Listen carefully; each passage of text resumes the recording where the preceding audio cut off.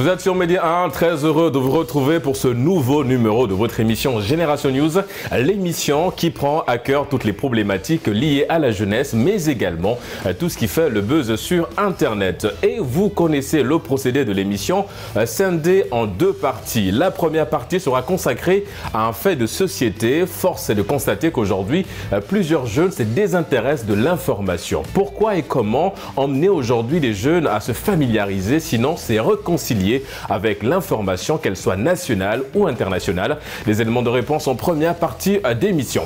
Et en deuxième partie d'émission, mes invités et moi, nous allons faire une petite intrusion dans des couples pour comprendre un peu certaines étapes. En l'occurrence, l'étape de la dispute. Est-ce qu'aujourd'hui, une dispute de couple rapproche le couple ou éloigne le couple? Des éléments de réponse en fin d'émission sur Génération News. Ils sont là sur ce plateau. Il s'agit de notre ami Yann. Yann, vous êtes étudiant en réseau et télécommunications. Merci d'avoir répondu à l'invitation Génération News. Merci, Régis. Nous aurons également le plaisir de recevoir notre ami Franck. Vous êtes dans le logiciel, génie logiciel, mais web développeur. Oui. Merci d'avoir répondu à l'invitation Génération News. C'est moi qui vous remercie. Et nous avons une habituée de ce plateau Génération News, Camille. C'est toujours un plaisir de te recevoir sur ce plateau. Camille, vous êtes dans l'hygiène et qualité. Merci d'avoir répondu à l'invitation de Média.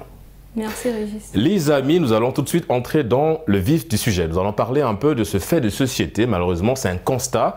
Beaucoup de jeunes aujourd'hui se désintéressent de l'information. Franck, on va parler peut-être un peu de toi. Est-ce que c'est un constat aussi que tu as eu à faire, ce désintéressement des jeunes en ce qui concerne l'information? Et est-ce que toi, en tant que jeune, comment tu t'informes aussi? Oui, nous avons constaté de nos jours que la majeure partie des jeunes ne sont plus intéressés par les informations. Et c'est vraiment un problème. Pourquoi? Parce que l'information est une chose qui est très importante, parce qu'elle nous ouvre des portes à plusieurs choses, elle nous ouvre des portes à plusieurs domaines et à plusieurs occasions. Malheureusement, nous remarquons que de nos jours, la majeure partie des jeunes, disons les jeunes de notre âge, sont désintéressés par rapport aux informations. Et cela est un vrai problème, car comme je viens de le dire tout à l'heure, ça nous crée des problèmes. Le manque d'informations nous pousse à traîner et à perdre du temps. Donc, pour une chose qui allait nous prendre peut-être quelques minutes, ça nous prendra des heures, parce qu'on n'est pas informé du processus et de l'utilisation de la chose. C'est pourquoi, par rapport à cela, je tenais à dire que il est très important de s'informer, et les différentes manières de s'informer, c'est assez simple. Personnellement, je procède par utiliser mon téléphone, parce que nous savons tous que de nos jours... Une génération, voilà, génération 2.0, une génération tête baissée, on est tout le temps sur le téléphone. Une génération qui est plongée, qui est à l'intérieur en tout cas dans la technologie. Nous utilisons souvent des téléphones.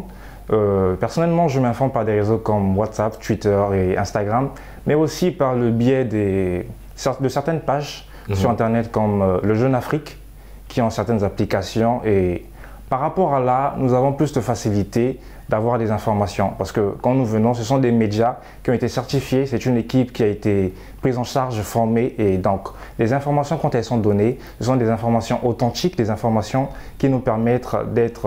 en fait, pour toi, ce sont des informations vérifiées, et à partir du moment où elles sont vérifiées, pour toi, c'est la bonne information. Oui, vraiment. Yann, alors c'est vrai que tout à l'heure, il parlait un petit peu de sa manière à lui, sa méthode à lui de s'informer, mais qu'en est-il pour toi, en fait? Comment tu t'informes en tant que jeune? Je veux dire, comment tu vas au contact de l'actualité? Est-ce que tu procèdes comme Franck, les réseaux sociaux en l'occurrence? Oui, j'utilise aussi les réseaux sociaux. D'accord. Comme la majorité des jeunes en fait. Comme vous avez su le dire, nous sommes une génération 2.0. Genre nous sommes vraiment connectés, pour ne pas dire quotidiennement liés à tout ce qui touche à l'internet. Donc la majeure partie de notre temps, les jeunes, nous la passons sur les réseaux sociaux. Sur les réseaux sociaux en fait. Donc pourquoi ne pas maximiser ça en s'informant, au moins pour savoir en fait, pour avoir ne fût-ce qu'une idée de ce qui se passe dans le monde, pour pouvoir en fait gagner en fait en temps, comme il a su le dire. Et en connaissance aussi. Simplement. En fait. Parce que s'informer, c'est aussi avoir un petit peu, connaître ce qui nous entoure, tout simplement. Mais toi, tu es sur les réseaux sociaux, mais est-ce qu'avant, tu étais dans le format classique, c'est-à-dire aller regarder à la télé, tout simplement, aller sur Média TV par exemple, pour regarder des informations, ou bien toi, tu es vraiment de la nouvelle génération qui se résume aux réseaux sociaux? Un peu des deux. Un peu des deux, oui, d'accord. Je suis tantôt à gauche, tantôt à droite. C'est-à-dire, je veux dire par là que avant, par exemple, il y avait aussi le bouche à oreille. Oui. Il y a aussi le bouche à oreille qui existe. Mais c'est pas fiable, le bouche à oreille. Oui, mais après, on fait avec les moyens de bord. D'accord. Vous voyez, en fait, on fait avec les moyens de bord. On ne va pas se mentir. Personnellement, je suis arrivé ici à Dakar, ça fait pas très longtemps. Dans mon pays, c'est pas facile d'avoir accès à l'information par Internet. Donc, comment est-ce qu'on s'est formé? C'était par rapport à, par exemple, un oncle qui vient, il arrive, il dit, ah voilà, est-ce que tu as suivi au journal, voilà. Ouais. Et il y a aussi le journal. Ouais. Suivre sur les chaînes, par exemple, Média TV, comme vous avez su le dire. Et puis, voilà. Mais en fait, c'est ça la base. C'est-à-dire que, Yann, je reviens à toi. Camille, c'est vrai que quand on était plus jeune, on avait un rituel avec notre papa, parce que papa, dès 20h, il était devant la télé, parce qu'il regardait les chaînes, voilà, regardait le journal. Est-ce que c'est ce rituel-là aussi, tu étais un petit peu abonné, dans le sens où, dès 20h, si papa commence à se positionner devant la télé, ben, tu l'accompagnes aussi dans le sens de t'informer, ou bien à cette époque, tu étais beaucoup plus occupé à autre chose que de s'informer? Déjà, moi, à l'époque, j'étais avec mon oncle. J'ai grandi de la maison familiale des parents de ma mère, donc mes grands-parents. Déjà, j'avais un oncle qui était très strict. Quand il était déjà 20h, il nous disait tous d'être au salon, là, avec lui, pour regarder les informations, parce qu'il nous disait que c'était très important de savoir ce qui se passe, tu vois, au pays, même ailleurs, genre RFI, au pays, c'était télé. Ouais, France 24 et tout le reste, Média TV, voilà, il y a beaucoup de chaînes d'infos. Du coup, c'est vrai que je ne voulais vraiment pas, à mon jeune âge, je préfère regarder genre mes séries, mes dessins animés, mais ils nous obligeaient d'être là, au fait, pour savoir ce qui se passe. Tu vois, donc du coup, j'étais un peu branchée dans ça, au fait. D'accord. Est-ce que c'est un rituel que tu as, on va dire, gardé, que tu continues à mettre en avant? C'est-à-dire que le 20h, par exemple, est-ce que tu te mets devant la télé pour regarder les informations? Bon, je dirais que c'est plus comme avant, parce que là, j'ai mon téléphone, en fait. Ouais. J'ai mon téléphone qui me permet d'accéder aux chaînes télé, tu vois, depuis le téléphone sur le net, genre comme Média TV. Je suis là aujourd'hui, mais je regarde à la télé, tu vois. Ouais. Des fois, même sur YouTube, je suis là, voilà. Je peux venir voir les actualités, les différents thèmes, savoir ce qui se passe selon les thématiques et tout comme ça. Donc du coup, c'est plus trop télé, parce que des fois la télé est occupée par d'autres personnes. On n'est plus à l'époque où mon oncle imposait que tout le monde soit là à regarder uniquement que ça. Donc du coup, on ne peut pas se chamailler pour la télé. Du coup, si la télé elle est occupée, je prends mon téléphone, je peux voir ce qui se passe dans l'actualité, tout ça, pour m'informer un peu. Alors Franck, c'est vrai que dit comme ça, on est tous d'accord hein, qu'aujourd'hui l'avènement des réseaux sociaux facilite un petit peu l'accès à l'information. Mais Franck, comment comprendre qu'aujourd'hui, malgré on va dire cette facilité à accéder à l'information, mais plusieurs jeunes ne sont pas informés de ce qui se passe dans le monde? Oui, ceci étant fait, parce que c'est quelque chose de connu. De nos jours, nous avons accès à l'information, il y a plusieurs opportunités, mais beaucoup d'entre nous ne sont pas informés. Je me dis que c'est surtout le manque de connaissances. Pourquoi? Le manque d'orientation plutôt, je disais.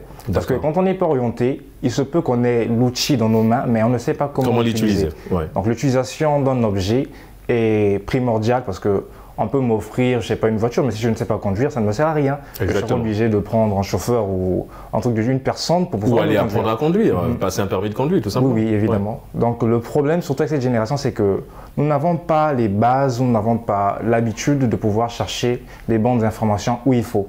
Donc nous ne sommes pas orientés, nous n'avons pas les bonnes informations, les bons tuyaux. Donc c'est vraiment un problème. Donc je dirais que la raison principale pour le manque d'informations, en ce qui concerne les jeunes, c'est surtout l'orientation. Le manque d'orientation et de savoir-faire. D'accord.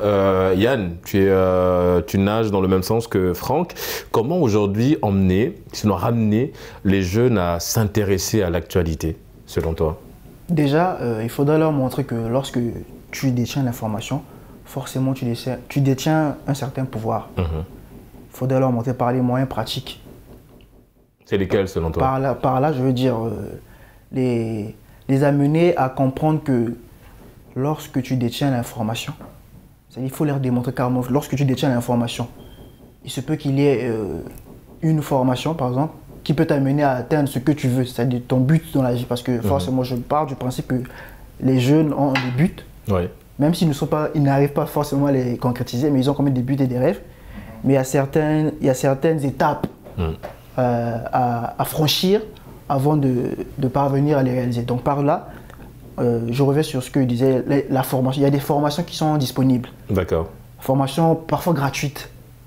Mais comme le manque d'information est toujours présent, c'est-à-dire qu'ils ne veulent pas s'informer. Oui, mais comment les emmener? Comment emmener aujourd'hui Camille, par exemple, à s'intéresser à l'actualité? Quand on parle de l'actualité, ça peut être l'actualité de son pays d'origine, de savoir ce qui se passe, par exemple, au Congo.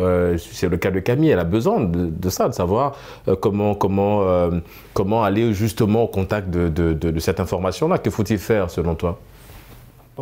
Au-delà de regarder la télé, parce que Camille, finalement, c'est vrai qu'elle est sur les réseaux sociaux, mais Franck l'a souligné, c'est qu'en fait, on peut avoir l'outil, mais si on ne maîtrise pas l'outil, c'est compliqué. Donc, selon toi, est-ce qu'il faut aujourd'hui avoir une nouvelle forme d'éducation numérique pour les jeunes, de dire, écoutez, c'est bien d'avoir un téléphone et d'aller sur Facebook, Twitter, Instagram, mais je pense que même sur Twitter, tu peux t'informer, mais voici comment il faut faire. C'est peut-être ce qui manque aujourd'hui. Oui. On peut, par exemple, pour une esquisse de solution. D'accord. On peut par exemple, il y a des séminaires où on les invite, on invite des gens et lors de ces séminaires, on leur apprend comment utiliser cet outil qu'est l'Internet. Vu qu'ils passent la majeure partie de leur temps sur Internet, il faut leur montrer qu'il n'y a pas que les sites douteux, il y a aussi ceci, qui peut te donner ceci. Voilà. Bon, en fait, c'est comme Franck disait, c'est-à-dire des sites qui ont vraiment de l'actualité vérifiée, recherchée et tout le reste. Camille, c'est vrai qu'on parle un petit peu du désintéressement des jeunes pour ce qui concerne l'actualité. Je veux dire, pourquoi aujourd'hui, selon toi, qu'est-ce qui peut pousser un jeune à ne pas s'informer? Ce qui peut pousser un jeune à ne pas s'informer, c'est peut-être parce qu'il est peut-être trop occupé à autre chose au fait sur Internet. D'accord. Donc du coup, je pense qu'il faut d'abord créer des centres d'intérêt, leur montrer d'abord l'intérêt de l'information, de savoir que quand on s'informe, on peut gagner ça ou ça. Après ça, je pense qu'ils pourront peut-être quand même s'intéresser à ça et puis voilà, comme ce qu'il vient de dire, créer des séminaires au fait, là où on va les montrer comment utiliser. En fait, c'est beaucoup plus éveiller leur curiosité intellectuelle. Oui, ils doivent savoir que voilà, l'information peut les mener loin. C'est très important et primordial parce que sans l'information, on s'informe de rien. Tel que là où nous sommes, des fois il y a des manifestations ici dans ce pays au Sénégal, il y a des choses qui se passent. Du coup, quand on n'est pas informé, tu peux te rendre quelque part, mais il y a des manifestations là-bas. Et puis ça tombe mal, tu te fais mal. Mais quand tu étais informé, voilà. Si on prend aussi dans le cadre de nos projets, ce qu'on veut faire plus tard, des fois il y a des informations. Tu vois, à la télé, on annonce par exemple que voilà, pour les jeunes qui veulent ça, ils doivent faire ça, mais toi, tu n'es pas informé. Quelqu'un peut t'informer, mais à la dernière minute, tu ne savais pas. Tu peux aussi arriver en retard. Tu peux arriver que non, voilà, je ne savais pas qu'il fallait vraiment fournir ça et ça et ça. Parce que quoi, on t'a mal informé. Mais quand toi-même, tu as suivi l'information, c'est quand même différent. Tu es mieux orienté et je pense que c'est un plus au fait. Donc du coup, il faut d'abord les faire comprendre que c'est d'abord très important et primordial. Après, les faire comprendre, je ne sais pas, par des séminaires que voilà, on doit faire ça pour accéder aux informations. Donc en fait, c'est ce que je disais, enfin, tu vas dans le même sens. C'est aujourd'hui essayer d'avoir une nouvelle forme d'éducation numérique en ce qui concerne évidemment les jeunes. On parle d'actualité. Franck, aujourd'hui, le monde est vraiment, on va dire un petit peu malheureusement dans une situation très compliquée. Il y a eu la période Covid et nous sommes toujours dans cette période-là, en tout cas, même si évidemment on a l'impression que c'est passé, hein, la vague elle est passée, mais nous sommes toujours de plein fouet dans cette pandémie liée à la Covid-19. Mais il y a une autre crise également qui s'est installée, c'est la crise ukrainienne entre la Russie et l'Ukraine. En tant que jeune, comment toi tu es allé au contact de ces informations? Je veux dire, qu'est-ce que tu as retenu? Est-ce que c'était important pour toi de t'informer sur cette crise-là? Je dirais que oui, parce que nous parlons de la Russie et de l'Ukraine, mais le problème, c'est surtout les représailles.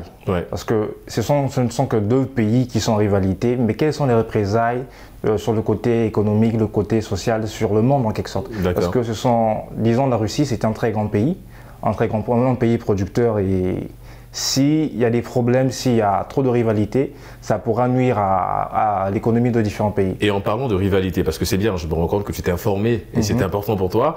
En parlant de rivalité, c'est vrai qu'aujourd'hui, entre le Rwanda et le Congo aussi, il y a encore une rivalité là qui s'installe, un conflit qui s'installe. Je veux dire, comment vous vous informez avec, parce que tu es congolais aussi d'origine, comment tu t'informes? Est-ce que tu appelles des parents au pays pour savoir un peu comment ça se passe ou bien tu restes figé sur des chaînes informative pour avoir évidemment l'actualité de ton pays? Il se peut que des fois j'appelle les parents, mais nous savons tous qu'une information, quand elle est transmise de bouche à oreille, au fur et à mesure que l'information se propage, il y a moins de détails. Elle est modifiée, les détails ne sont pas assez. Donc ce que je fais généralement, c'est que je m'informe plutôt par certaines chaînes. Étant donné que je ne suis plus dans mon pays d'origine, je vais m'abonner sur certaines pages. Nous savons que ce sont des pages reconnues et ce sont des pages qui divulguent, qui donnent des informations précises qui ont été examinées. Et nous pouvons parler peut-être que de chez moi, étudiant congolais. C'est une page qui parle des différents faits, des différentes situations qui se passent au pays. Donc par rapport à ça, je regarde, je suis le journal si j'en ai la possibilité, et je m'informe aussi sur des réseaux comme Twitter parce que à la moindre notification, je pourrais prendre mon téléphone, tâter mon téléphone, le scroller et voir ce qui se passe. Et afin d'être sûr de ne pas être induit en erreur et ne pas propager des mauvaises informations. Ou passer à côté d'une info qui peut être capitale. Je pourrais me rapprocher auprès de l'un de mes frères qui se trouve au pays pour lui demander, mais j'ai entendu parler de ça, est-ce que c'est vraiment ça? Parce que vous qui êtes sur place, vous qui vivez la chose, est-ce que c'est de la bonne façon que j'ai reçu l'information? Est-ce que l'information est vraiment fiable? Parce que naturellement, nous sommes des gens qui sont appelés à communier. L'humain est quelqu'un qui entretient des relations avec d'autres. Qui partage, qui est dans l'esprit de partage. De façon je voudrais toujours en informer peut-être Yann, dire non, chez nous au pays, il y a telle chose qui se passe. Donc il faudrait vérifier l'authenticité et prendre le temps avant de partager l'information. D'accord. Yann, c'est vrai que, évidemment, l'actualité, c'est la base. Tu l'as souligné, qui détient l'actualité détient un petit peu le pouvoir. Et c'est pareil pour les jeunes. Quand on détient l'actualité, on peut passer pour le jeune un peu intelligent, celui qui suit évidemment l'information. Est-ce que c'est un sentiment que parfois aussi tu as envie un peu de posséder, d'avoir un peu ce sentiment d'être le mec un peu intelligent parce qu'il connaît un peu tout ce qui se passe dans le monde? Oui, très souvent même, parce que j'ai toujours eu cette envie de pouvoir être un peu, comment dire, quand tu regardes Yann, tu dis que oui, le gars il a commis quelque chose à la tête. Ouais, c'est ça. En fait, des fois même, tu deviens même une source d'information pour les autres. C'est-à-dire qu'on se dit, ok, on va aller voir Yann pour voir s'il n'a pas l'info. Une sorte de référence en fait. Exactement. Et ça flatte un peu l'ego. D'accord. C'est pas, en fait, il faut pas en abuser. Parce que quand on en abuse, tout excès nuit. Quand on abuse, tu vas passer pour une personne qui... un peu imbu de sa personne, qui a le melon et tout. Voilà, effectivement. Donc c'est bien, mais il faut quand même savoir, en fait, comme on dit, de grands pouvoirs, plus de grandes responsabilités. Ouais. Bon, tu dois être un fan de Marvel, toi, en l'occurrence de Spider-Man, d'où on tient la référence, évidemment. Mais Camille, alors, on parle d'information, on parle de jeunes, mais qu'en est-il des parents? Est-ce que les parents ont quelque part une part de responsabilité dans le fait qu'aujourd'hui, beaucoup de jeunes se désintéressent de l'actualité de façon générale et quel peut être le rôle des parents aujourd'hui pour ramener un peu ces jeunes à s'intéresser à l'actualité mondiale, j'ai envie de dire? Le rôle des parents, déjà, je dirais que je commencerai par les plus jeunes d'abord. Les plus jeunes, ils doivent commencer par les habituer au fait à suivre l'actualité, tu vois, à la maison même. Les habituer déjà à suivre les chaînes télé, les chaînes de nos pays. Mais c'est à partir de quel âge? Parce qu'un enfant qui regarde ses dessins animés, tu vas pas venir... Non, mais au moins à partir, je crois que quand on est déjà par exemple au CM2, on a quand même à partir du moment où on a une conscience déjà. Parce qu'en fait, déjà l'histoire à l'école, on voit déjà les histoires dans le monde entier, tu vois, et tout. Et une fois qu'ils auront l'habitude, ils vont aimer la chose, en fait, ils vont s'habituer, ils vont aimer, c'est comme moi. Et après, pour les plus âgés, ils doivent seulement peut-être les dire, pas les obliger, mais les dire que voilà, on doit quand même suivre l'actualité, ce qui se passe. Voilà, j'ai entendu dire ça, donc je veux qu'on puisse suivre ensemble ce qui se passe, essayer de comprendre, essayer de faire un briefing même à la fin entre eux, tu vois. Demander par exemple, bon, mon fils Franck, qu'est-ce que tu as compris par là? Qu'est-ce que tu as retenu de... Voilà, après, essayer de discuter un peu pour voir, ça serait quand même un peu cool maintenant. Après, ils auront maintenant l'habitude, au fait. Ils vont alors loin de vouloir t'interrompre, ma chère Camille, c'est parce que tu as réveillé un vieux souvenir. En parlant justement de débriefer avec les parents. Alors, mon père, mon défunt père, il avait une technique assez simple. C'est qu'en fait, quand il savait qu'il allait rentrer tard du boulot et qu'il ne pouvait pas regarder les infos, il avait cette petite habitude de commissionner. C'est-à-dire qu'il va dire, écoute Franck, tu regardes le journal pour moi et quand j'arrive, tu me fais justement un petit compte-rendu de ce que tu as retenu des infos. Est-ce qu'il faut aller aussi dans ce sens-là, Franck, selon toi, pour emmener un petit peu ces jeunes-là à s'intéresser à l'actualité? Je me dis que c'est une sorte de discipline. Après, c'est une sorte d'autodiscipline parce que je me dis que je sais, j'ai un père, si je suis vivant aujourd'hui, c'est grâce à lui. Et Naturellement, c'est instinctif, je lui dois du respect. Donc quand papa me dit de faire quelque chose et de lui rendre compte, je prendrai la peine de pouvoir bien faire la chose. Donc on me dit, non Franck, je rentre à 22 h aujourd'hui, mais à 20 h pile, il y a un journal qui va passer. J'aimerais que tu me fasses un débriefing par rapport à ta compréhension. Donc je me dis que je prendrai plus de temps à me concentrer, éviter, mettre le téléphone de côté, me focaliser sur ce que j'écoute, même si je ne prends pas, je ne retiens pas 100% des informations, mais le minimum c'est d'avoir au moins 50% ou plus. Parce que je sais que si je ne le fais pas bien, quand papa viendra, il va me réprimander. Donc je me dis que c'est une très bonne initiative, c'est une très bonne chose, une très bonne façon de faire les choses afin de pousser les enfants à vouloir s'informer. Parce que quand papa parle, en tout cas, les enfants écoutent et disent non, c'est papa qui a parlé, donc nous devons nous appliquer par rapport à ça. D'accord. Mais il y a aussi parce qu'effectivement, moi, cette technique, perso, j'ai aimé parce que le retour de papa, c'était pour moi un moment assez important d'échanger avec lui et j'avais ce sentiment d'avoir un pouvoir, de pouvoir débriefer et mon père, il attendait, donc parfois, je faisais un peu patienter, mais c'était des beaux petits moments que je pense qu'effectivement, quand Franck l'a souligné, on peut aujourd'hui installer ça un petit peu. Camille, hein, je pense qu'il faut dire un moment peut-être de l'avoir, mais dans ce cas, tu vas être obligé de regarder les infos chaque soir pour faire le résumé à un moment. Oui. Ça va, tu te sens prête quand même à le faire? Oui, oui. Bon, d'accord, on passe le message, maman te regarde, elle va commencer évidemment à te demander de regarder les infos pour elle. Yann, c'est vrai qu'on parle aujourd'hui un petit peu d'information, on a parlé tout à l'heure des parents aussi, le rôle. Mais aujourd'hui, vu la génération connectée que nous sommes, c'est nous aujourd'hui qui informons même encore nos parents. Donc ce qui fait qu'en fait, on a l'impression que les rôles s'inversent. Et toi, tu es dans cette dynamique-là. Ça t'arrive parfois d'informer papa ou maman sur une situation, sur une actualité dans le monde, un peu de façon générale? Oui, pas souvent. Ouais, oui. D'accord. Oui, ça arrive des fois, vu qu'ils sont souvent occupés. Il se peut que j'ai l'information que j'ai eue par les réseaux sociaux ou bien en regardant la télé tout simplement. Effectivement. D'accord. Je lui dis, ah papa, est-ce que tu n'as pas vu ceci, ceci? Ah, avant. Mais s'il est là, après on discute, on essaie un peu d'échanger. Et après, c'est aussi les moments que j'aime bien parce que tellement il est occupé, ça me permet en fait de parler avec lui. Parce qu'il va dire, donc, le petit a pris du temps pour s'informer. Pourquoi ne pas rester auprès de lui pour pouvoir un peu parler? Après, ça, en fait, ça raffermit les liens et c'est un moment assez, je veux dire, important pour toi d'échanger avec papa tout simplement. Il s'appelle comment ton papa? Mondei. Monsieur Mondei, à qui on passe le bonjour évidemment depuis le Congo. Non, il est en France. Il est en France, d'accord.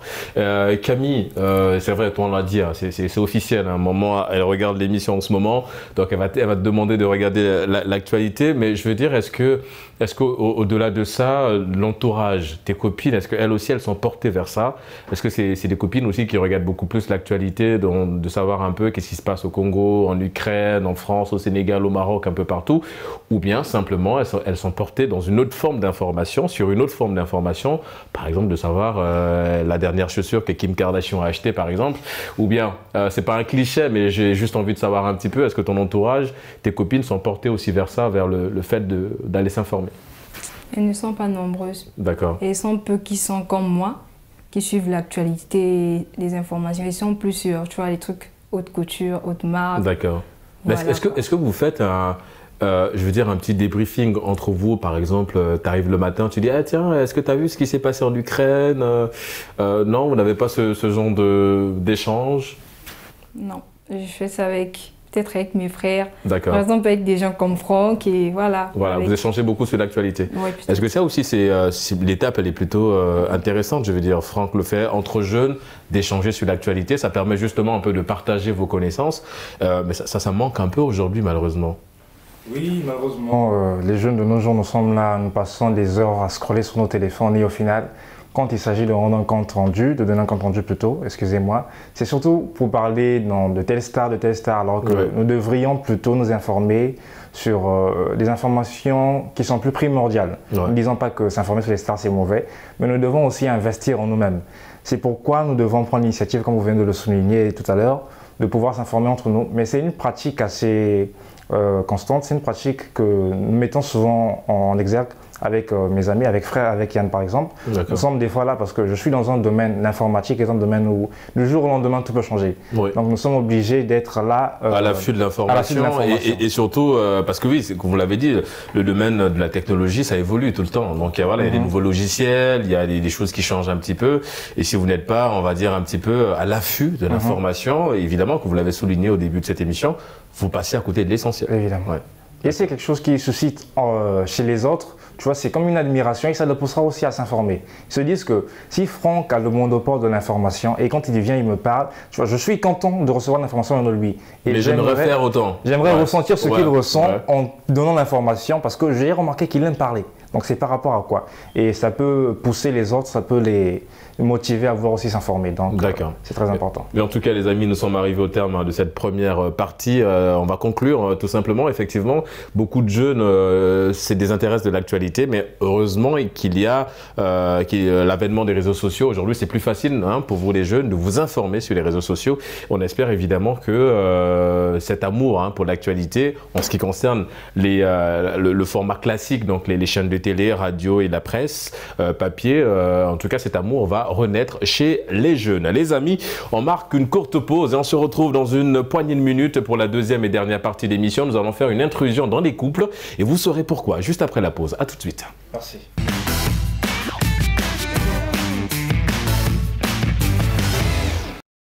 De retour sur le plateau de Génération News pour la deuxième et dernière partie d'émission. Cette fois-ci, nous allons nous intéresser aux couples, en l'occurrence des disputes de couple. La question est de savoir si c'est un moyen de se rapprocher et nous aurons en tout cas des éléments de réponse au sortir de cette dernière partie d'émission. Camille, tu as été en couple?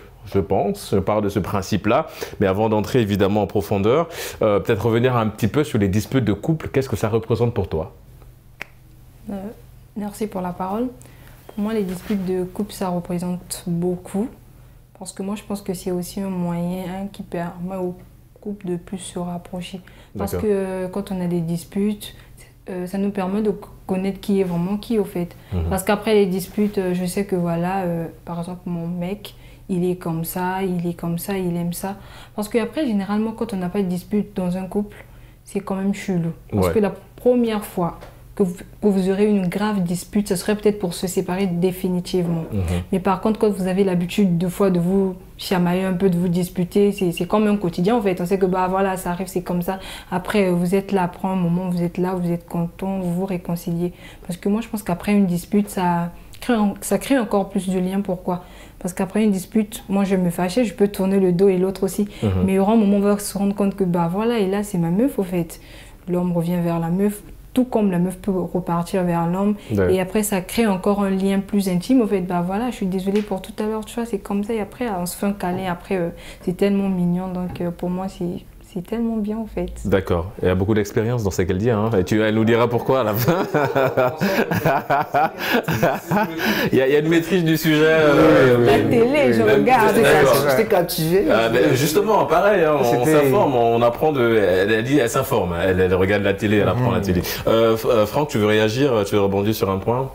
Oui, bon, si je veux rebondir, c'est que je dirais, la dispute en soi n'est pas mauvaise, mais tout dépend de notre façon de recevoir la dispute, parce que ça doit être axé sur certaines choses. D'accord. Peut-être que quand on est là, il peut y avoir une dispute qui a été générée par un problème, et disons on a fait 2 semaines sans se parler, et elle est là, elle me fait des remarques, elle crie sur l'envie, non, elle m'insulte, et après elle balance ses âneries. Maintenant, nous le problème qu'on a, c'est au lieu de s'intéresser au problème, pourquoi elle a mal réagi, on vient aussi, on se met à répondre ici. Il y a des échanges de paroles. En fait, c'est surtout que lors des disputes, beaucoup, en fait, on se dispute pour répondre, mais pas pour comprendre l'autre. On oublie la source du problème en vrai. D'accord. Alors qu'à la base, nous devons traiter le problème à la source. Nous venons après, on se met à s'insulter ou bien à avoir un échange de paroles qui n'est pas forcément bien. Mais sinon, la dispute en soi, si nous nous attaquons ou bien nous mettons notre attention sur les bons domaines, sur les bons points, c'est quelque chose qui rapproche en tout cas. Non, Franck, on va rentrer un petit peu dans ton intimité, si tu me le permets, bien sûr. Alors, tu n'es pas célibataire, tu as un cœur pris déjà, tu es en couple. Comment tu gères ça, les disputes de couple?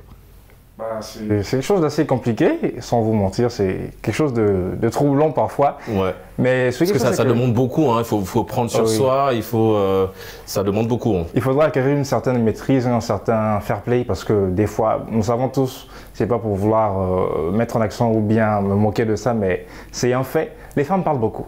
Ouais. Donc parfois le problème il est simple. Je te laisse confirmer, mais c'est pas le cas de toutes les femmes, mais certaines femmes parlent beaucoup. D'accord. Nous pouvons trouver peut-être la solution plus facilement, mais elles sont là. En fait, parler beaucoup, c'est beaucoup plus dans le sens d'étendre la dispute. On peut trouver des solutions vite fait là. Oui. D'accord. Et résoudre. Je me dis que le problème, c'est surtout avoir la maîtrise et je dirais avoir cette capacité d'avoir du sang-froid. Pendant qu'elle parle, tu te calmes et même quand elle va remarquer que tu ne réagis pas, elle va se gêner, se dit je parle moi-même et après, comme ça, après ça, vous pouvez asseoir, tête posée, après, vous allez plus facilement résoudre le problème. D'accord. Yann, évidemment, toi, tu as déjà été en couple. Je vais dire, est-ce que les disputes de couple, c'est des choses que tu évitais quand tu étais en couple, ou bien c'est des choses, quand ça arrivait, tu trouvais le moyen de résoudre ça? Est-ce que ça vous rapprochait ou bien ça vous éloignait? Personnellement, j'étais, parce que j'essaie de travailler dessus, j'étais quelqu'un de très impulsif. D'accord. Très impulsif. Moi-même, ça me minait. Donc, quand j'étais en couple, j'ai essayé d'éviter, en fait. J'ai essayé d'éviter parce que, déjà, de base, je n'aime pas me disputer. Je n'aime pas me disputer parce que quand le temps monte trop, après, on peut sortir des choses qu'on ne pense pas forcément. C'est vrai que sous le coup de la colère, on dit des vérités. Ouais. Mais il y a d'autres choses qu'on dit pour blesser la personne, en fait, pour qu'on puisse arrêter la discussion. Sentir la même douleur. Voilà, en fait, c'est ça. Mais moi, je me dis toujours que, malgré tous ces mauvais côtés que je viens d'énumérer, les disputes dans un couple, c'est quand même assez important. Parce que je me dis, dans un couple, s'il n'y a pas de dispute... Ouais, Camille a dit c'est un peu suspect quand même. Oui, c'est un couple d'hypocrites, ça veut dire que... on va pas non plus en créer, je veux dire... Oui, tant qu'à faire, je préfère qu'il n'y en ait pas. D'accord. Mais c'est quand même un peu bizarre, parce qu'il y a forcément un truc. Il y a forcément un truc qui dérange. C'est pas possible de tout. Un mal pour un bien. Du coup, s'il fallait que tu donnes une réponse à la thématique, pour toi, c'est un moyen de mieux se connaître, le fait d'en avoir, si jamais ça arrive, parce que le but, c'est pas d'en chercher aussi. Oui, mais si ça arrive, pour toi, c'est un moyen aussi pour rapprocher le couple. Oui, c'est un moyen de rapprocher le couple. Tout dépend de la manière dont ils vont appréhender la chose. Mais oui, c'est un moyen de rapprocher ça. D'une certaine manière, oui, ça rapproche. D'accord. Alors Camille, certaines personnes disent que les disputes de couple, ce ne sont pas que de simples disputes, ce sont des leçons de vie. Pendant la dispute, on apprend beaucoup de son partenaire ou de sa partenaire, ses peurs, ses craintes, ses envies, et qu'il faudrait avoir beaucoup plus de latitude, on va dire, cette capacité à emmagasiner, et pour en faire en sorte que, évidemment, ces leçons de vie soient on va dire, des moyens pour nous rapprocher. Tu partages cette assertion? Les disputes de couple, ce sont des leçons de vie pour toi? Oui, ce sont des leçons de vie, ça crée encore de l'intimité entre nous. Parce que du moment où on se dispute, tu vois, après cela, ça crée encore plus d'intimité entre nous, en fait. Parce qu'un couple sans dispute, moi je pense que c'est un couple mort. C'est comme si on ne vit pas, en fait, on n'est pas en couple. Déjà que moi, je ne supporterais pas. Donc, même si on est là, il n'y a pas de dispute, je vais forcément créer un petit truc. Bon. C'est pas pour autant faire, je sais pas. Oui, c'est ce que Franck disait. Moi, je vais laisser Franck confirmer. Ce que peut-être parler beaucoup, c'est dans ce sens-là. Oui, les femmes, tu vois, on préfère toujours créer un petit truc, tu vois, pour déranger un peu. Mais pour qu'ils sentent au moins. Non, c'est pour le faire sentir qu'il y a la présence féminine, en fait. On peut pas être là, calme, tu vois, c'est quand même. Chaque jour, on doit créer quelque chose de nouveau. C'est une créativité chez nous, en fait. Du coup, il doit savoir. De créativité quand même. Parce que c'est quand même chelou. Tu vas faire 1 mois, 2 mois, mais attends, la fille là, elle ne crée pas d'histoire, c'est quoi? Donc si je comprends bien, désolé de t'interrompre, mais ça c'est intéressant et ce que tu dis, donc, parce que c'est un fait, on a tous été confrontés un peu à cette situation où des fois tu es en couple, tu as l'impression enfin, tu ne te reproches de rien, mais on t'accuse de quelque chose. Mais donc, en général, c'est ça, ce que vous créez des disputes pour extérioriser, faire sortir un peu ce que l'homme l'homme emmagasiné pour essayer d'installer un petit peu une béatitude dans le couple. Je ris parce que je trouve ça un peu malsain, mais vous avez sûrement une raison pour faire ça, en fait. En gros, déjà, on dit qu'une femme qui ne te dérange pas, qui n'est pas, entre griffes, un peu jalouse, c'est qu'elle ne t'aime pas. Ouais. Du coup, moi, si j'aime mon homme, c'est tout à fait normal, tu vois. Je dois le taquiner, je dois le déranger. Des fois, là où il n'y a pas un problème, je dois chercher à créer un problème pour dire que voilà, c'est qui la meuf, voilà ce que je vois. Pourtant, il n'y a pas un problème, tu vois. Je dis, mais attends, il n'y a rien et tout, tu vois, ça fait revivre l'amour. D'accord. Voilà, au fil des temps, on est là, on doit beaucoup rigoler. Après, les disputes, c'est souvent de la rigolade parce qu'après, mais tout à l'heure, mais toi, vraiment, franchement. Oui, après, derrière, on en rit un peu. Mais ça, c'est quand on a vraiment la capacité à relativiser parce qu'il y en a qui restent focus, hein, vraiment qui restent bloqués sur la dispute au point de, voilà, chacun dans son coin et on est un petit peu fâché. Et comme tu as dit, quand on aime, on est jaloux. Hein. Dadju, chapitre 7, verset 6, je pense. on va revenir un petit peu, les amis, sur évidemment les disputes de couple. Je veux dire, Yann, c'est vrai que ça, c'est quand tu es en couple, mais est-ce que c'est un peu plus choquant lorsqu'on voit, par exemple, papa ou maman, ou bien quand on voit son grand frère ou sa grande sœur avoir une dispute conjugale, comment tu te sens? Est-ce que tu te sens un petit peu impuissant à l'idée de ne pas pouvoir intervenir? Comment tu te sens quand tu es face à une situation comme celle-là? Oui, c'est vrai que de base, je suis un homme qui aime agir. D'accord. Quand je vois ce genre de situation, forcément, ça suscite en moi l'envie de venir se séparer, ou bien de venir, en fait, de comprendre. Mais quand j'entends ce que dit la femme du plateau, je comprends que des fois, c'est elle-même. Ouais, vous n'êtes pour rien, en fait. Des fois, tu n'es pour rien. Je n'ai pour rien, en fait. Mais Camille, elle a vendu la mèche, hein, Camille. Voilà, là, toutes les femmes. Elle a dit, donc j'ai compris. Des fois, nous ne sommes pour rien. Ouais. Quand je vois, par exemple, ma soeur ou bien mon frère qui se dispute avec sa copine, parce qu'il y a un adage entre nous, les jeunes, on se dit, évite de rentrer dans les problèmes de deux personnes qui se sont déjà vus en tenue d'Adam et Ève. D'accord, oui. C'est l'adage à l'africaine. Voilà. Assez connu. C'est très connu, au passage. C'est très connu. Donc, quand je suis devant ce genre de situation, généralement, c'est vrai que j'ai parfois envie d'agir, mais généralement, je laisse couler. D'accord. Oui, mais est-ce que tu es du genre à aller conseiller, par exemple? C'est-à-dire, si pendant une dispute, ton frère, supposons que ça soit Franck, est-ce que tu es du genre à aller vers Franck pour dire, écoute, Franck, ce serait peut-être bien que tu baisses un petit peu et essaie d'écouter beaucoup plus que d'aller dans une politique de répondre. Est-ce que tu es du genre à donner des conseils? Oui, je suis du genre à donner des conseils, mais pas souvent. Mais si j'en donne, parce que je suis le genre de personne qui n'en donne pas souvent. Mais quand j'en donne, il faut généralement on m'écoute. Parce que je ne fais pas souvent. Si pour toi je prends la peine de venir vers toi, je te conseille, j'estime que tu dois m'écouter. D'accord. Alors j'estime que ça a plus d'impact. Parce que si tu fais souvent quelque chose, après quand tu vas encore venir faire la chose, je sais pas, on ne va pas te prendre trop au sérieux. D'accord. Je ne suis pas du genre à venir m'inclure. T'insérer, voilà. Donc quand je le fais, généralement, c'est pour la bonne cause. C'est pour la bonne cause. Donc, d'accord. Franck, du coup, désolé, on va faire beaucoup référence à toi parce que tu es le seul à être en couple sur ce plateau. Je veux dire, en fait, mais je veux dire, comment tu gères ça? Je veux dire, comment vous faites un bilan? Est-ce qu'à la fin d'une dispute, vous vous asseyez et vous dites il y a certains points que tu as abordés, j'aimerais peut-être qu'on revienne dessus parce que personnellement, ça m'a interpellé et que ce serait peut-être bien qu'on essaye d'apporter des solutions par rapport à ça. Est-ce que vous faites un débriefing de votre dispute ou bien vous essayez à votre manière de passer à autre chose? Si oui, mais comment vous passez à autre chose? Est-ce que vous banalisez la dispute? Vous faites comme s'il n'y a jamais eu de dispute ou bien vous essayez vraiment d'apporter des solutions?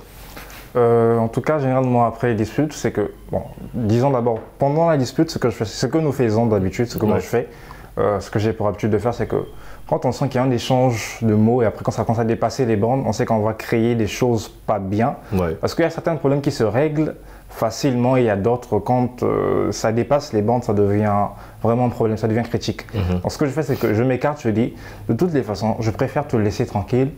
Quand tu sors, tu penseras que... il y a moyen vraiment de discuter, d'échanger. Là, je pourrais revenir à la charge. Et on sait que la jante féminine est assez compliquée. Donc, tu dis, je t'aime, passe une bonne journée, mais on a un problème.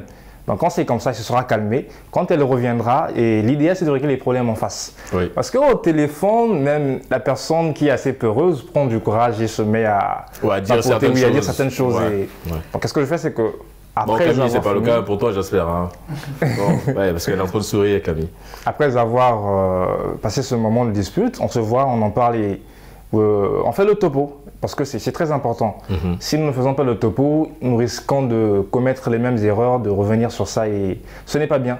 c'est quand la chose se répète plusieurs fois, la personne se dit non, mais tu te fous de moi ou bien tu le fais exprès juste pour m'énerver. Donc, on prend le temps de s'asseoir et de dire bon, par rapport à une dispute, on en rigole même des fois. En tout cas, il faut avoir cette maturité de rigoler sur les problèmes. Est-ce que c'est pas là la solution parfois? Oui, c'est ça la solution parce que nous voyons, si on est là tout le temps à s'accaparer, à reparler, imaginons que j'ai une dispute avec une fille et c'est passé. Mais la prochaine fois qu'on en parle, ou bien la prochaine première interaction, il dit « Dernièrement, tu voyais à faire ceci.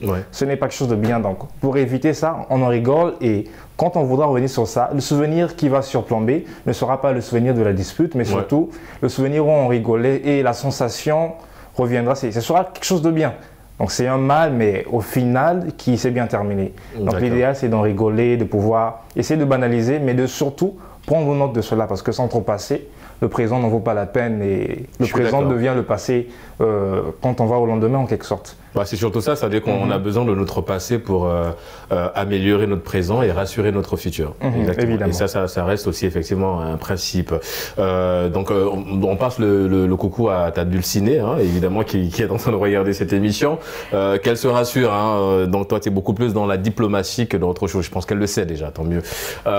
Camille, on parle de dispute conjugale. Alors c'est vrai que toi tu n'as pas encore beaucoup d'expérience dans ce domaine-là, mais je veux dire, est-ce que toi, quand tu étais en couple, entre guillemets, c'est une manière de parler évidemment, mais est-ce que ça t'arrivait parfois d'aller vers un proche pour, après une dispute avec ton petit ami, d'aller vers un proche, c'est-à-dire ça peut être papa ou maman, enfin papa évidemment que ça va être un peu compliqué, mais ça dépend si vous avez une relation assez simple, mais pas simpliste.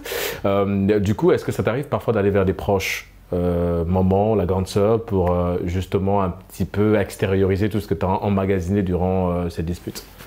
Oui, c'était plus papa. Ah, d'accord, bon. Pas maman en tout cas.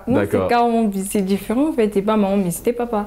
Non, parce que papa, on a encore un peu, tu vois, un peu l'image du papa sévère un peu en Afrique, donc du coup, en général, les papas ne sont pas très ouverts à l'idée de voir leur fille venir dire « Ah tiens, il y a mon petit ami qui est fâché contre moi ». Mais après, c'est très bien, c'est plutôt une bonne chose. Si ton papa est assez ouvert dans ce sens-là, c'est plutôt quelque chose d'assez intéressant. Oui, du coup, donc c'est papa, tu vas discuter avec papa et comment ça se passe? Comment ça se passe l'échange? Déjà, je discutais avec papa parce que voilà, déjà, d'abord, j'ai grandi qu'avec mon père. Ma maman n'était pas, elle était partie très tôt, voilà, loin de moi. Et pour des bonnes raisons. Hein, oui, pour de bonnes raisons, voilà. Bien sûr. D'accord.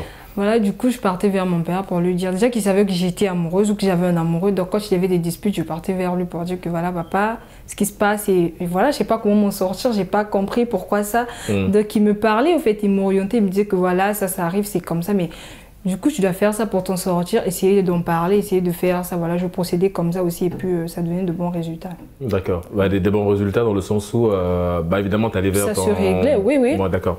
Oui. Okay. Et en plus, souvent dans les couples, quand vous avez l'habitude de vous chamailler, c'est plutôt bien. Pourquoi? Parce que généralement, les couples qui n'ont pas cette habitude... Donc pour toi, ça rapproche, ça permet de mieux se connaître, des disputes conjugales. Non, pas seulement pour ça, les couples qui n'ont pas l'habitude de se disputer, quand ça arrive, tu vois, c'est comme si c'est tellement trop grave pour eux. Quand ça arrive pour une première fois. Oui, parce qu'on a l'impression de se redécouvrir, de se découvrir tout simplement. Ça arrive même qu'ils puissent se séparer. D'accord. À cause d'une dispute. Pourquoi? Parce qu'ils n'ont pas l'habitude. Donc pour eux, c'est tellement grave au fait. Pour eux, une fois qu'ils se sont chamaillés, ils se séparent aussi direct pour de bon. Tu vois, là où il y a des conséquences, c'est pas bien. Alors que les couples qui sont déjà habitués, tu vas avoir des disputes. Après, ça passe parce qu'on dit qu'en amour, il y a des hauts et des bas. Ouais. Donc après les disputes, on est là, on se reparle, on rigole. Le souvenir qu'on garde, comme a su le souligner Franck, c'est le souvenir du rire au fait. Ouais. Et puis il y a des disputes qui se transforment même en rire à la fin. Tu vois, ça arrive aussi. Donc du coup, c'est mieux de déjà avoir des disputes, même en relation amicale. Tant que vous n'avez jamais eu de dispute ou, comme chez nos pays, on disait même que tant que vous ne vous êtes pas encore battu, c'est pas vraiment ça au fait. Bon, on va pas arriver à ce stade-là. Ouais, c'est juste un exemple. Parce que quand ça arrive pour la première et ça serait pour la dernière fois, genre la première et dernière fois, vous allez carrément vous séparer. Mais quand vous avez l'habitude, ça crée encore des liens, ça renforce des liens. Donc c'est la même chose dans les couples. Bon, on rappelle que la violence conjugale, évidemment, n'est pas une très bonne chose. Non, pas en couple, hein, oui, évidemment. Même là encore, hein, Camille, mais évidemment, ça peut, il y a des moments comme ça, hein, ça peut arriver, mais évidemment que si on peut les éviter au maximum, ce serait l'idéal. Yann, Camille, elle est assez à l'aise à l'idée d'aller discuter avec papa en ce qui concerne évidemment sa vie privée, mais est-ce que toi, tu te sens assez courageux pour ça? Papa, non. Non, papa, non. Papa, non. Maman, peut-être. D'accord. Peut-être, parce que, évidemment, mes parents ne vivent plus ensemble, ça fait un certain temps. Donc, j'ai plus grandi avec maman. Du coup, il y a beaucoup plus cette affinité. D'accord. Plus de liens, il y a plus de dialogue aussi avec elle. Donc, oui, je me vois bien le dire. Je crois qu'elle avait découvert que j'avais connu les filles, je crois, dans un rêve, je crois, je parle dans le sommeil. Ah, d'accord. Ah ouais. Ouais, j'avais dit... Ah, tu es somnambule. Ça t'arrive... Ah ouais, attention, mais ça c'est grave ça, parce que si t'es en cours, ça veut dire que tu peux balancer des secrets comme ça tard dans la nuit. Bah, c'est simple, on attend que tu sois dans les bras de Morphée pour avoir des infos sur toi. Effectivement, maman avait utilisé ça. D'accord. Elle avait fait ça une fois, elle était venue s'asseoir à côté de moi. Et elle t'a écouté parler. Après, elle m'a demandé, mais elle, c'est qui? Mais comment tu connais? J'étais quand même surpris. Ouais. Donc, en fait, c'est ça, c'est pour dire que avec maman, je peux en parler facilement. Très facilement, parce qu'elle sait me comprendre, elle me connaît, elle m'a quand même mis au monde. Donc, bah oui, tu as habité en elle pendant 9 mois quand même, évidemment. Évidemment qu'elle te connaît. Effectivement. Donc avec elle, ça coule de source. Je ne l'ai pas encore fait. D'accord. Mais je pense que... Mais tu es plus à l'aise et à l'idée d'y aller vers elle. Avec maman, oui. D'accord, ok. Camille, avec maman aussi, comment ça se passe? Non? Maman, elle est un peu plus stricte là-dessus? Ouais. D'accord. Bon, elle est trop stricte, mais sinon, après, deux fois, elle me met à l'aise. Elle me dit que voilà, il faut me parler. Si il y a quelque chose, si tu es amoureuse, si tu penses avoir un petit ami. Mais après, moi, j'arrive pas au fait. Je veux d'abord créer ce feeling-là. Je fais entre elle et moi. Donc, je me sens pas très à l'aise d'aller vers elle pour lui dire que voilà, maman. Enfin, pour le moment. Tu n'es pas encore à l'aise pour le moment. Et puis, c'est pas le cas aussi. Hein, c'est pas évident. Donc, si ça arrive, tu vois. Là, peut-être j'aurai la force d'aller vers lui parce que je ne me vois pas aller lui dire que voilà, avant, j'étais amoureuse d'un garçon, tu vois, c'est pas tellement... Ouais, parce qu'après, les mamans africaines, on les connaît un petit peu, donc certaines sont beaucoup plus dans le jugement, c'est-à-dire toi, tu viens te confier, mais elle va s'arrêter sur le fait que « Ah, mais Camille, mais t'as un petit ami, c'est loin, l'école avant tout. » Mais ça, évidemment, c'est quelque chose que tu sais, c'est l'école avant tout, évidemment. Et après, si le petit ami peut arriver derrière, c'est pas une mauvaise chose. Voilà, ça c'est le conseil de Média TV et de Génération News. Voilà. Franck, évidemment, c'est vrai que ces disputes de couple conduisent parfois à l'extrême. On a parlé tout à l'heure des violences conjugales. Quel regard portes-tu sur ça, sur ces violences conjugales? Personnellement, je me dis que les violences conjugales, ce sont des choses qui n'ont pas lieu d'être en vrai. D'accord. Parce que je me dis que, étant une personne qui se respecte, nous devons aussi avoir certaines limites. Je me dis que moi, en tant que personne, je respecte Camille par exemple, il y a certaines choses que je n'oserais pas lui faire, donc je ne lui permettrai pas de le faire sur moi. Donc quand il y a un échange, je me dis qu'il faudrait tout faire pour éviter d'en arriver aux extrêmes et d'en arriver à lever la main sur son ou sa partenaire. Oui. Parce que nous n'en parlons pas vraiment, mais il y a des hommes aussi qui sont tapés par des femmes. Bah oui, bon, on va peut-être développer, mais c'est vrai que ça va dans les deux sens. Oui, évidemment, la violence conjugale, c'est aussi bien dans le sens de la femme que de l'homme. Je me dis que l'idéal, c'est de tout faire, de mettre en place des petits systèmes ou des petites habitudes pour éviter d'en arriver aux mains. Parce que quand on arrive aux mains plutôt, ça devient grave. Un choc, imaginez, par exemple, moi qui suis en couple, je lève la main sur ma copine et je la blesse. Vous imaginez, à chaque fois qu'elle verra cette cicatrice, elle se dira que non, Franck, regarde ce qu'il m'a fait ici. Ouais, en fait, c'est un mauvais souvenir. C'est un mauvais souvenir. C'est pas un excellent tatouage, j'ai envie de dire. D'accord. L'idéal serait d'en parler, même si vous en arrivez aux extrêmes, en parlant. Prenez des précautions de parler. Donnez-vous du temps afin de pouvoir régler le problème et quand vous sentez que vous êtes prêt à affronter la situation, à en parler sans vouloir trop aller dans les extrêmes, se fâcher et tout, vous vous asseyez, vous parlez, vous essayez de comprendre, essayez de vous mettre à la place de l'autre parce que si on parle seulement en fonction de nous-mêmes, c'est vraiment un problème. Mais quand on essaie de se mettre, j'essaie de mettre à la place de Camille, je sais que si je dis ça, ça ne lui plairait pas vraiment. Donc je vais essayer de pouvoir arranger ma façon de parler pour qu'on se comprenne et qu'on évite que ça se repasse, quoi. Parce que même en voulant régler un problème, nous pouvons générer d'autres problèmes. D'accord. Donc il faudrait prendre des précautions, de pouvoir se mettre à la place de l'autre et surtout d'en éviter d'en arriver au mal. En fait, c'est beaucoup de retenue, c'est cette capacité à prendre sur soi. Yann, c'est vrai que c'est difficile. Mais en fait, il faut avoir une maîtrise de soi, un self-control lorsqu'on décide évidemment de se lancer dans des disputes de couple, parce qu'il y a des phrases qui peuvent être gênantes, il y a des mots qui peuvent déranger, mais là encore, on appelle au contrôle de soi. Le self-control, c'est l'une des qualités premières qu'il faut avoir lorsqu'on veut se lancer dans ça. D'accord. Dans une relation de couple. Ouais, savoir se maîtriser, se retenir. Savoir se maîtriser. Parce que la femme, c'est un être très capricieux. Ouais. Je tiens à le souligner. Vraiment, la femme est très capricieuse. Bon, Camille, je vois ton regard, du coup, tu n'es pas d'accord avec Yann? Si. Bon, d'accord, ça nous rassure. La femme est très capricieuse. C'est un être très capricieux. D'accord. Donc, la première des choses qu'il faut avoir, pour moi, je me dis qu'il faut avoir une grande maîtrise de soi pour ne pas se laisser aller à ces accès de colère. Parce que venir au main, c'est facile. Mais les dégâts que ça cause sont quasiment irréversibles, comme a su le souligner Franck. En fait, c'est pas très beau à voir. Parce qu'il se peut qu'elle te pardonne, parce qu'elle t'aime. Ouais, mais est-ce que pardonner, c'est oublier? Ah, c'est ça. Pardonner n'est pas forcément oublier, en fait. Donc, pour éviter d'y arriver à ces extrêmes, il vaut mieux, en fait, se maîtriser. Et comme a su le dire Franck, trouver des solutions, mettre en place des solutions. C'est-à-dire, quand tu sens que tu vas vraiment faire un truc que tu vas regretter, tu t'arrêtes et tu pars, si possible. Ouais, ça évite évidemment de... Voilà. Elle va rester, elle va parler, mais toi, tu vas. C'est mieux, en fait. D'accord. Camille, on arrive bientôt au terme de cette émission. Peut-être avoir une conclusion de cette thématique-là. Chacun, évidemment, on fera un tour de table, mais on va commencer par Camille. Donc, du coup, s'il fallait apporter une réponse à la thématique, pour toi, c'est un moyen de mieux se connaître, les disputes conjugales, mais avec beaucoup de modération, avec beaucoup de retenue. C'est ça? Oui, oui. D'accord.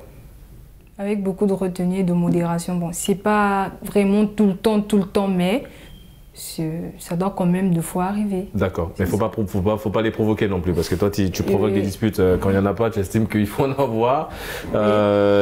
Franck, une réponse à la thématique pour toi, et tu es en couple, est-ce que ça vous rapproche parfois? Beaucoup? Oui, ça me rapproche, mais surtout, comme j'ai su l'évoquer tout à l'heure, il faut s'axer sur le problème et non sur l'échange de paroles. Parce que quand on est là, on essaye de trouver une solution au problème et à la fin, nous en rions en nous disant « Non, dernièrement c'est arrivé, nous devons éviter que ça arrive. » Donc ça nous rend plus intimes, ça nous rend plus proches, mais nous devons retenir que quand on a des problèmes, quand il y a un échange en couple, il faudrait plus s'accentuer sur le problème afin de trouver une solution que sur les mots qui sortent, sous l'effet de la colère et tout ce qui va avec. Non, les amis, nous sommes arrivés au terme de cette émission Génération News. Ça allait très vite. Évidemment que les thématiques sont aussi passionnantes. On remercie notre ami Yann d'avoir participé à Génération News. Première participation. Écoute, tu reviens quand tu veux. Génération News, c'est ta maison. Médien, évidemment, c'est la famille. Merci d'avoir participé à Génération News. Franck, ça a été un plaisir, évidemment. Pareil, hein, tu reviens quand tu veux.